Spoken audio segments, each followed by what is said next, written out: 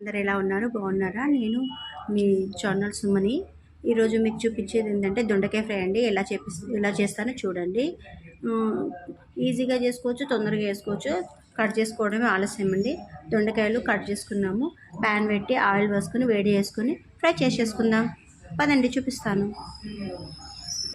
ఇలా స్టెయినర్లోకి వేసుకుందామండి. స్టెయినర్లోకి వేసుకుని ఇవి ఇట్లా పెట్టేసుకుంటాం అనుకో, ఆయిల్ కూడా ఎక్కువగా వేస్ట్ కాదండి. డీప్ ఫ్రై తొందరగా అయిపోతుంది. ఆయిల్ కూడా కింద నీట్గా ఉంటుందండి. ఇట్లా దీంట్లో వేసి తీయడము ఇలా చేస్తే టైం వేస్ట్ అండి.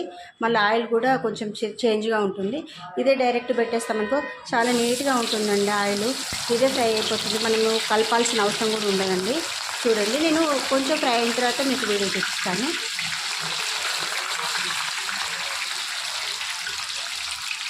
ఇలా ఫ్రై చేసుకోవాలండి. ఫ్రై చేసుకుంటే కొంచెం గోల్డెన్ కలర్ రావాలండి. ఇంకా కొంచెం వేగాలి. వేగిన తర్వాత కొంచెం డ్రై అయిపోయిన తర్వాత తీస్తాను.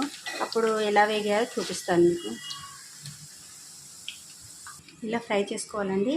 కొంచెం క్రిస్పీగా అయిపోతుంది కదండి. ఆయిల్ కూడా చూడండి ఎంత నీట్గా ఉంది. నేను మీ యాంకర్ సుమ అది కాదండి, మీ ఛానల్, మీ యూట్యూబర్ సుమనండి. నేను కొత్త వంటలతో మీకు చూపిస్తాను వీడియోస్. నా ఛానల్ లైక్ చేయండి, సబ్స్క్రైబ్ చేసుకోండి. సుమ అని చెప్పేసి అన్నారు, యాంకర్ సుమనా అని అంటున్నారు కదండి. కాదండి, మీ యూట్యూబర్ సుమ, మీరు ఆదరించే సుమనండి. హాఫ్ కేజీ కాబట్టి ఎక్కువగా ఉన్నాయండి. ఇది 3 రౌండ్లు చేసుకుందామని చెప్పేసి ఫస్ట్ రౌండ్లో కంప్లీట్ అయిపోయినాయండి.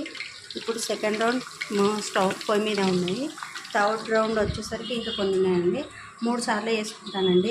ఎందుకంటే ప్యాన్లో ఆయిల్ ఎక్కువగా పోసుకుంటే అంతా ఆయిల్ ఉంటుంది కాబట్టి 3 టైమ్స్ చేసుకుంటున్నాను. జాలి కదండి, ఆయిల్ వేడెక్కితే సరిపోతుంది. దాంట్లో పెట్టి స్టెయిన్ చేయడమే అండి. ఒక 5 మినిట్స్ వెయిట్ చేసుకుంటే బాగుంటుంది. మొత్తము ఫ్రై అయిపోయిన తర్వాత మిర్చి పొడి వేసేటప్పుడు మీకు చూపిస్తాను. మొత్తం ఫ్రై అయిపోయిందండి.